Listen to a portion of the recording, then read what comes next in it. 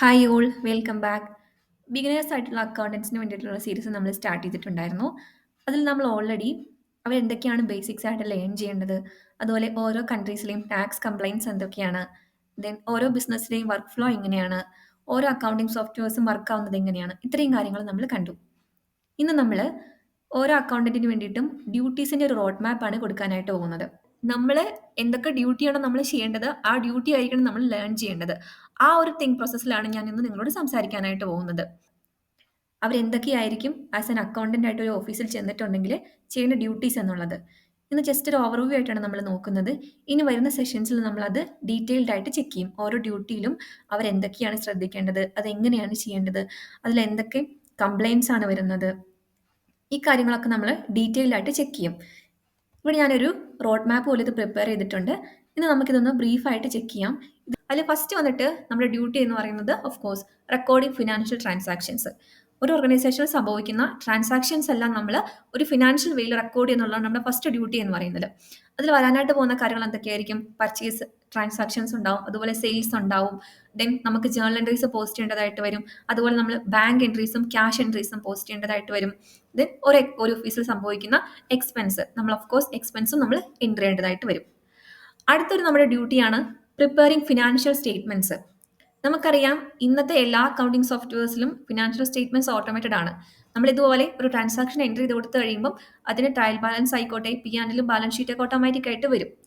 നമ്മൾ അതിന്റെ ഒരു മന്തിന്റെ ആവുന്ന സമയത്ത് നമ്മൾ ക്രോസ് ചെക്ക് ചെയ്തിട്ട് ഏതെങ്കിലും എൻട്രീസ് നമ്മൾ വിട്ടുപോയിട്ടുണ്ടോ, അല്ലെങ്കിൽ ഇതിൽ വരുന്ന ഫിഗേഴ്സ് എല്ലാം കറക്റ്റ് ആണോ, ഒരു അൺയൂഷ്വൽ ഗ്രോത്തോ അൺയൂഷ്വൽ ഡിക്ലൈനോ ഉണ്ടോ, ഇങ്ങനെയൊക്കെ ചെക്ക് ചെയ്യാൻ നമ്മൾ ലൈബിൾ ആണ്. നമ്മൾ ഇതുപോലെ ക്രോസ് ചെക്കിംഗ് കൂടെ നമ്മൾ ചെയ്യേണ്ടി വരും. അതുപോലെ തന്നെ അടുത്ത ഡ്യൂട്ടിയാണ് accounts payable and receivable management എന്ന് പറയുന്നത്. ഇത് ഒരു അക്കൗണ്ടിനെ സംബന്ധിച്ചിടത്തോളം വളരെ ഇമ്പോർട്ടന്റ് ആണ്. അതുപോലെ തന്നെ ചില അക്കൗണ്ടൻസിന് അത് ഒട്ടും ചെയ്യാൻ ഇഷ്ടമില്ലാത്ത ഡ്യൂട്ടിയുമാണിത്. അതായത് നമ്മൾ ഇതുപോലെ നമ്മുടെ ക്ലയന്റിനെ വിളിച്ച് ഫോളോ അപ്പ് ചെയ്യേണ്ടതായിട്ട് വരും. ഇപ്പോൾ നമ്മളൊരു സെയിൽ നടത്തി, ഒരു ക്രെഡിറ്റ് ആണെന്ന് വിചാരിച്ചു. അപ്പം അതിനുശേഷം നമ്മൾ ഇതുപോലെ ആ ഒരു പേയ്മെന്റ് ക്ലയന്റ് തന്നില്ല, നമുക്ക് ആ ഒരു 30 ഡേയ്സ് ക്രെഡിറ്റ് ആണെങ്കിൽ ആ വിത്തിൻ 30 ഡേയ്സിൽ ആ ഒരു എമൗണ്ട് തന്നില്ല എന്നുണ്ടെങ്കിൽ നമ്മൾ എന്ത് ചെയ്യണം? ആ ക്ലയന്റിനെ കണ്ടിന്യൂസ് ആയിട്ട് വിളിച്ച് ഫോളോ അപ്പ് ചെയ്തിട്ടാണ് നമ്മൾ ആ പേയ്മെന്റ് കളക്ട് ചെയ്യാനായിട്ട്. അതൊരു അക്കൗണ്ടന്റിന്റെ ഡ്യൂട്ടിയാണ്. അതേപോലെ തന്നെയാണ് പേയബിൾ മാനേജ്മെന്റും. നമ്മൾ ആ ഒരു വെൻഡറിന്റെ പേയ്മെന്റ് വെൻഡർ പറയുന്ന സമയത്ത് നമ്മൾ കൊടുത്തിരിക്കണം, ആ ഒരു ക്രെഡിറ്റ് പീരീഡിന്റെ ഉള്ളിൽ തന്നെ. ഇനി ഇൻ കേസ് നമുക്കത് കൊടുക്കാൻ പറ്റില്ല എന്നുണ്ടെങ്കിൽ മാനേജ് ചെയ്യേണ്ട ഒരു സിറ്റുവേഷൻ അവിടെ വരുന്നുണ്ട്. അപ്പോൾ ഈ രണ്ട് ഡ്യൂട്ടീസും വളരെ ഇമ്പോർട്ടന്റ് ആണ്. ഇതേപോലെ തന്നെയാണ് എൻ്റെ റിപ്പോർട്ട്സ് പ്രിപ്പയർ ചെയ്യാന്നുള്ളതും. നമുക്ക് ഏജിംഗ് റിപ്പോർട്ട്സ് ഒക്കെ നമുക്കറിയാലോ. അത് ഏജിംഗ് റിപ്പോർട്ട് എന്ന് ഉദ്ദേശിക്കുന്നത് ഇപ്പോൾ ഒരു ഇൻവോയ്സ് നമ്മൾ പ്രിപ്പയർ ചെയ്തു, അതിന്റെ ഒരു ഡ്യൂ വരുന്നത് 30 ഡേയ്സ് കഴിഞ്ഞിട്ടാണെന്ന് വിചാരിച്ചോളൂ. അപ്പോൾ ആ 30 ഡേയ്സിന് ശേഷം നമ്മൾ ഇതുപോലെ എത്ര ഡേയ്സ് ഡിലേ ആയി എന്നുള്ള റിപ്പോർട്ടാണ് ഏജിംഗ് റിപ്പോർട്ട് എന്ന് ഉദ്ദേശിക്കുന്നത്. ഇങ്ങനെയുള്ള റിപ്പോർട്ട്സ് നമ്മൾ പ്രിപ്പയർ ചെയ്യാനായിട്ട് ചാൻസ് വരാറുണ്ട്. അടുത്ത ഡ്യൂട്ടിയാണ് ടാക്സേഷൻ ആൻഡ് കംപ്ലയൻസ് എന്നുള്ളത്. ഇത് നമ്മൾ ഇന്ത്യയിലായിക്കോട്ടെ അല്ലെങ്കിൽ UAE, സൗദി പോലുള്ള കൺട്രീസിലായിക്കോട്ടെ നമുക്കറിയാം GSTയും വാറ്റൊക്കെ ഉണ്ടെന്നുള്ളത്. അപ്പോൾ നമ്മൾ ഇതുപോലെ ആ ഒരു റിട്ടേൺ ഫയൽ ചെയ്യുന്ന സമയമാകുമ്പോഴത്തേക്കും നമ്മൾ GSTന്റെ അല്ലെങ്കിൽ വാറ്റ് റിട്ടേൺ പ്രിപ്പയർ ചെയ്യാൻ ലൈബിൾ ആണ്. ഇൻ കേസ് നമ്മളല്ല ഫയൽ ചെയ്യുന്നത്, ഒരു കൺസൾട്ടന്റ് ആണെന്നുണ്ടെങ്കിൽ നമ്മൾ ഇതിന്റെ ഡാറ്റ എടുത്ത് കൊടുക്കാൻ ലൈബിൾ ആണ്. ഡാറ്റ എന്ന് ഉദ്ദേശിക്കുമ്പോൾ സെയിൽസിന്റെ അല്ലെങ്കിൽ പർച്ചേസിന്റെ ഡാറ്റ നമ്മൾ അവർക്ക് കൊടുക്കേണ്ടി വരും. അതനുസരിച്ചാണ് അവർ ആ റിട്ടേൺ പ്രിപ്പയർ ചെയ്യുന്നത്. ഇനി TDS കൂടി ഉണ്ടെന്നുണ്ടെങ്കിൽ നമ്മൾ ഇതുപോലെ TDSന്റെ റിട്ടേൺസ് ഫയൽ ചെയ്യേണ്ടതായിട്ടുണ്ട്. അപ്പം നമ്മൾ കട്ട് ചെയ്ത TDSന്റെ ആണെങ്കിലും നമ്മൾ ആ ഡാറ്റ കൊടുത്തിട്ട് ആ റിട്ടേൺ നമ്മൾ കറക്റ്റ് ടൈമിൽ ഫയൽ ചെയ്യും. TDS ഒക്കെ നമ്മൾ കറക്റ്റ് ടൈമിൽ ഗവൺമെന്റിലേക്ക് ഡെപ്പോസിറ്റ് ചെയ്യുകയും ചെയ്യേണ്ടതായിട്ടുണ്ട്. അടുത്തൊരു ഇമ്പോർട്ടൻറ്റ് പ്രോസസ്സാണ് പേറോൾ പ്രോസസ്സിംഗ് എന്ന് പറയുന്നത്. പേറോൾ എന്ന് ഉദ്ദേശിക്കുന്നത് നമ്മൾ പേ ചെയ്യുന്ന സാലറിയാണ്. സാലറി പേ ചെയ്യുന്ന സമയത്ത് നമ്മുടെ ഓർഗനൈസേഷനിൽ ഫ്യൂ നമ്പർ ഓഫ് എംപ്ലോയീസ് ഒക്കെ ഉണ്ടെങ്കിൽ നമുക്ക് നമ്മുടെ അക്കൗണ്ടിങ് സോഫ്റ്റ്വെയർ തന്നെ അത് മാനേജ് ചെയ്യാനായിട്ട് പറ്റും. ഇല്ലാന്നുണ്ടെങ്കിൽ നമ്മൾ ഇതുപോലെ സെപ്പറേറ്റ് ആയിട്ട് പേറോളിന് വേണ്ടിയിട്ട് ഒരു സോഫ്റ്റ്വെയർ എടുക്കേണ്ടി വരും. അതിൽ ആ പേറോൾ മാനേജ് ചെയ്യേണ്ടതായിട്ട് വരും. ഈ പേറോളിനുള്ളിൽ തന്നെ സാലറി പേ ചെയ്യുന്ന മാത്രമല്ല, ഇന്ത്യയിലൊക്കെ ആണെങ്കിൽ PF ഉം ESI ഒക്കെ വരാൻ ചാൻസ് ഉണ്ട്. അപ്പോൾ അതിന്റെ എൻട്രീസ് എങ്ങനെയാണ്, അതിന്റെ പേയ്മെന്റ്സ് എങ്ങനെയാണ്, ഇതൊക്കെ നമ്മൾ ഒന്നുകൂടി അറിഞ്ഞിരിക്കേണ്ടതായിട്ടുണ്ട്. അടുത്ത ഡ്യൂട്ടിയാണ് ബാങ്ക് റീകൺസിലേഷൻ എന്ന് പറയുന്നത്. നമുക്കറിയാം നമ്മുടെ പാസ്ബുക്കും നമ്മുടെ ബാങ്കിന്റെ ബാലൻസ് നമ്മൾ ടാലി ആവുന്നില്ല എന്നുണ്ടെങ്കിൽ നമ്മൾ of course bank reconciliation prepare ചെയ്യണം. നമ്മുടെ ബാങ്ക് തമ്മിൽ ടാലി ആക്കേണ്ടതായിട്ടുണ്ട്. ആ ഒരു പ്രോസസ്സ് നമ്മൾ അറിഞ്ഞിരിക്കേണ്ടതായിട്ടുണ്ട്. അടുത്തത് കുറച്ച് ഹയർ ലെവലിലേക്ക് ചിന്തിക്കുന്ന സമയത്ത് ബഡ്ജറ്റിംഗ് ഫോർകാസ്റ്റിംഗ് വരാൻ ചാൻസ് ഉണ്ട്. ഇത് കുറച്ച് സീനിയർ അക്കൗണ്ടൻസിനൊക്കെയാണ് അപ്ലിക്കബിൾ ആവുക. എന്നിരുന്നാലും നമ്മൾ അറിഞ്ഞിരിക്കണം, ഇതും നമ്മുടെ ഒരു അക്കൗണ്ടന്റിന്റെ ഡ്യൂട്ടി ആയിട്ട് വരാൻ ചാൻസ് ഉള്ളതാണ്. നമ്മൾ ഇന്ന് ബിഗിനറായിട്ട് കയറിയാലും ഫ്യൂച്ചറിൽ നമ്മൾ എന്താണെങ്കിലും ഒരു സീനിയർ പൊസിഷനിൽ എത്തും. ആ സമയത്ത് നമ്മൾ ഇതുപോലെ ബഡ്ജറ്റ്സ് പ്രിപ്പയർ ചെയ്യാനും നമ്മുടെ ആക്ച്വൽസും ബഡ്ജറ്റും തമ്മിൽ കമ്പയർ ചെയ്ത് ഒരു വേരിയൻസ് അനാലിസിസ് നടത്താനൊക്കെ നമ്മൾ അറിഞ്ഞിരിക്കേണ്ടതായിട്ടുണ്ട്. അടുത്തത് ഇൻവെന്ററി ആൻഡ് അസറ്റ് മാനേജ്മെന്റ് ആണ്. ഇൻവെന്ററി എന്ന് പറയുമ്പോൾ ഞാൻ ഓൾറെഡി പറഞ്ഞു, നമ്മുടെ ഓർഗനൈസേഷനിൽ നമ്മൾ പർച്ചേസ് ചെയ്തിട്ട് കീപ്പ് ചെയ്തിട്ട് സെയിൽ ചെയ്യുന്ന അസറ്റ്സ് ആണ് ഇൻവെന്ററി എന്ന് പറയുന്നത്. അപ്പം നമ്മുടെ കയ്യിൽ ഒരു ക്ലോസിംഗ് സ്റ്റോക്ക് ഉണ്ടാവും ഒരു ഡേറ്റിൽ. അപ്പോൾ ആ ക്ലോസിംഗ് സ്റ്റോക്ക് നമുക്ക് നമ്മുടെ സോഫ്റ്റ്വെയറിലെ സ്റ്റോക്കുമായിട്ട് എപ്പോഴും ടാലി അല്ലേ ഒരു ക്രോസ് ചെക്ക് ചെയ്ത് നമ്മൾ പോകേണ്ടതായിട്ടുണ്ട്. എന്തെങ്കിലും ഡിഫറൻസ് ഉണ്ടെങ്കിൽ ഇൻവെന്ററി അഡ്ജസ്റ്റ്മെന്റ് ചെയ്യാനോ അല്ലെങ്കിൽ എന്തുകൊണ്ടാണ് ഡിഫറൻസ് വന്നത് കണ്ടുപിടിക്കാനൊക്കെ നമ്മൾ അക്കൗണ്ടൻസ് ആയിരിക്കും എപ്പോഴും ലൈബിൾ ആയിട്ട് ഉണ്ടാവുക.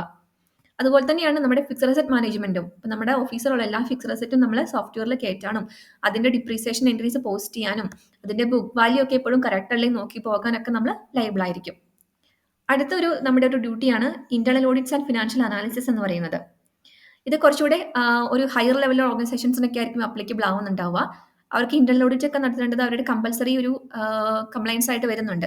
അപ്പോൾ ആ ഒരു സമയത്ത് ഇന്റേണൽ ഓഡിറ്റിന് നമ്മൾ എന്തൊക്കെയാണ് അവർക്ക് കൊടുക്കേണ്ട ഡോക്യുമെന്റ്സ് എന്നത് സമയത്ത് കൊടുക്കാനും അതുപോലെ തന്നെ അവരുടെ ക്വറീസ് സോൾവ് ചെയ്യാനും നമ്മുടെ ഫിനാൻഷ്യൽ ഡാറ്റനെ റിവ്യൂ ചെയ്യാനും നമ്മുടെ കോസ്റ്റ് കൺട്രോൾ അതുപോലെ എവിടേക്കാണ് നമുക്ക് കോസ്റ്റ് ഹയർ ആയിട്ട് വരുന്നത് നമുക്ക് അതെങ്ങനെയൊക്കെ കൺട്രോൾ ചെയ്യാന്നുള്ള ആ ഒരു പോളിസീസ് നമുക്ക് മെഷർ ചെയ്യാനൊക്കെ നമ്മൾ ലൈബിൾ ആയിട്ട് വരുന്നുണ്ടാവും. അടുത്തൊരു കംപ്ലൈൻസ് ആണ് സ്റ്റാറ്റ്യൂട്ടറി ഫയലിംഗ് എന്ന് പറയുന്നത്.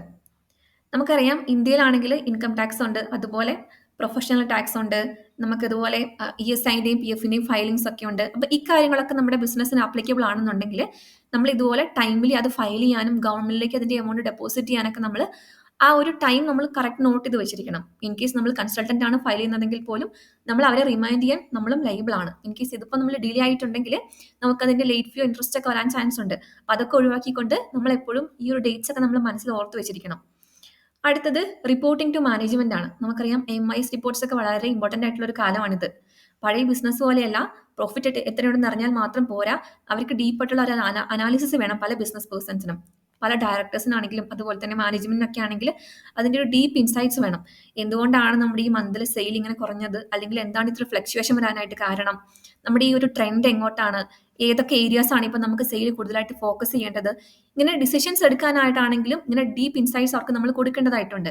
അപ്പം ഞാൻ ഓൾറെഡി ഒരു ടൂൾസിന്റെ ഒക്കെ സീരീസ് ഞാൻ ചെയ്യുന്നുണ്ട്. അപ്പം നിങ്ങൾക്ക് ഇങ്ങനെയുള്ള ടൂൾസ് ഒക്കെ യൂസ് ചെയ്ത് നിങ്ങൾ ഡാറ്റ അതിലേക്ക് ഇൻസേർട്ട് ചെയ്തിട്ട് പുതിയ പുതിയ ഇൻസൈറ്റ്സ് എടുക്കാനൊക്കെ പറ്റും നമുക്ക് അതിൽ നിന്ന്. അപ്പം നിങ്ങൾ ഇതുപോലെയുള്ള എന്താണ് MIS റിപ്പോർട്ട്സിങ്, അതുപോലെ നമുക്ക് അതിൽ എന്തൊക്കെയാണ് ഉൾപ്പെടുത്തേണ്ടത്, എങ്ങനെ അത് പ്രിപ്പയർ ചെയ്തെടുക്കാം, ഇങ്ങനെയുള്ള കാര്യങ്ങൾ കൂടെ നമ്മൾ അറിഞ്ഞിരിക്കേണ്ടതായിട്ടുണ്ട്. അടുത്തത് ഇൻ കേസ് നിങ്ങൾ ഒരു ഫ്രീലാൻസ് അക്കൗണ്ട് എന്നാന്ന് വിചാരിക്കുക. അപ്പൊ നമ്മൾ എന്തൊക്കെയാണ് ചെയ്യേണ്ടത്, അതിൽ ഇത്രയും ഡ്യൂട്ടി നമ്മൾ ചെയ്യണം. അതിന്റെ കൂടെ തന്നെ നമ്മൾ ഇതുപോലെ എഗ്രിമെന്റ്സ് ഒക്കെ പ്രിപ്പയർ ചെയ്യാൻ നമ്മൾ അറിഞ്ഞിരിക്കണം. ഇപ്പം നമ്മുടെ ക്ലയൻസുമായിട്ടുള്ള എഗ്രിമെന്റ്സ് ആണെങ്കിലും അതുപോലെ തന്നെ നമ്മൾ നമ്മുടെ അക്കൗണ്ടിങ്ങിന്റെ എഗ്രിമെന്റ്സ് ഒക്കെ ആണെങ്കിൽ നമ്മൾ അറിഞ്ഞിരിക്കണം. അതുപോലെ നമ്മുടെ ക്ലയൻസിന് വേണ്ടിയിട്ട് നമ്മൾ ടാക്സ് റിട്ടേൺ ഫയൽ ചെയ്യാനും ഇൻവോയ്സ് പ്രിപ്പയർ ചെയ്യാനാണെങ്കിലും ക്ലയന്റിനെ അവരുടെ കംപ്ലൈൻസിലും അക്കൗണ്ടിങ് മാറ്റേഴ്സിലൊക്കെ അഡ്വൈസ് ചെയ്യാനാണെങ്കിലും നമ്മുടെ ഡ്യൂട്ടിയിൽ വരുന്നതാണ്. ഇതൊരു ഫ്രീലാൻസറിനെ സംബന്ധിച്ചിടത്തോളം കാര്യമാണ് ഞാനിപ്പോൾ എക്സ്പ്ലെയിൻ ചെയ്തത്. അപ്പോൾ ഇതാണ് ഒരു അക്കൗണ്ടന്റിന്റെ ഡ്യൂട്ടിന്റെ റോഡ് മാപ്പ് എന്ന് പറയുന്നത്. നിങ്ങളിതൊന്ന് ജസ്റ്റ് ഒന്ന് ഓടിച്ച് പോയി നോക്കുക ഇതിൽ കൂടെയെല്ലാം. ഇനി നമുക്ക് വരുന്ന സെഷൻസിൽ ഇതിൽ ഓരോ ഫാക്ടേഴ്സും എടുത്തിട്ട് ഡീറ്റെയിൽ ആയിട്ട് ചെക്ക് ചെയ്യാം. നമ്മൾ എന്തൊക്കെയാണ് ഇതിൽ പഠിക്കേണ്ടത്, നമ്മൾ എന്തൊക്കെയാണ് ചെയ്യേണ്ടതെന്നുള്ളത് നമുക്ക് ഡീറ്റെയിൽഡ് ആയിട്ട് വരുന്ന സെഷൻസിൽ കാണാം.